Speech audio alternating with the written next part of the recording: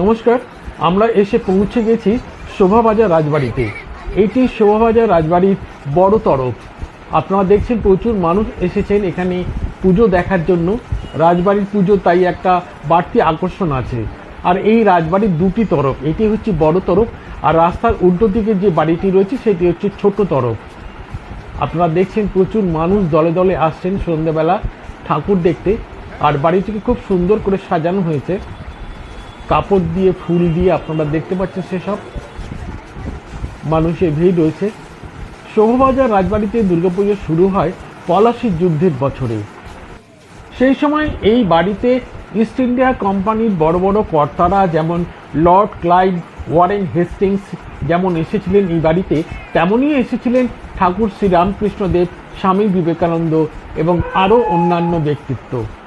সেকালের কলকাতার দুর্গাপুজো নিয়ে একটি প্রবাদ খুব প্রচলিত আছে, যেমন মর্তে এসে মা গয়না পাড়েন জোড়াসাঁকোর দাঁ বাড়িতে, আর ভোজন করেন কুমোরটুলির অভয় মিত্রের বাড়িতে, এবং রাত জেগে নাচ গান শোনেন শোভাবাজার রাজবাড়িতে।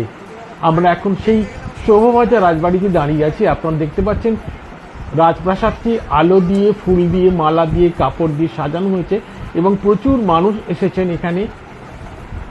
আপনারা দেখছেন সেই দৃশ্য, আপনাদের সামনে সেই দৃশ্য তুলে ধরার চেষ্টা করছি। শোভাবাজার রাজবাড়ির বড় তরফের প্রাসাদটি আপনাদের সামনে দেখানোর চেষ্টা করছি। আপনাদের এবার একেবারে ঠাকুর দালানের সামনে চলে এসেছি আমরা।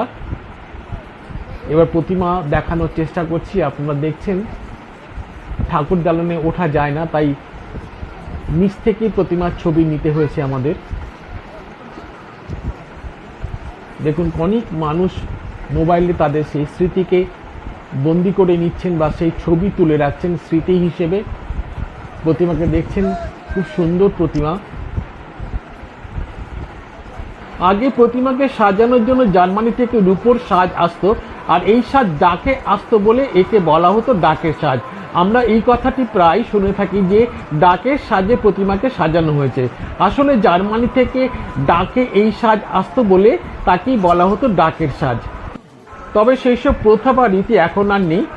এখনকার পুজো হয় নিষ্ঠা সহকারে, ভক্তি সহকারে, পুরনো আচার মেনে। আর বিসর্জনের দিন গঙ্গার ঘাটে একটি নীলকণ্ঠ পাখি উড়িয়ে দেওয়ার রেওয়াজ ছিল, তবে বর্তমানে সেই রীতিও বদল করা হয়েছে। ভিডিওটি প্রথম থেকে দেখার জন্য অসংখ্য ধন্যবাদ।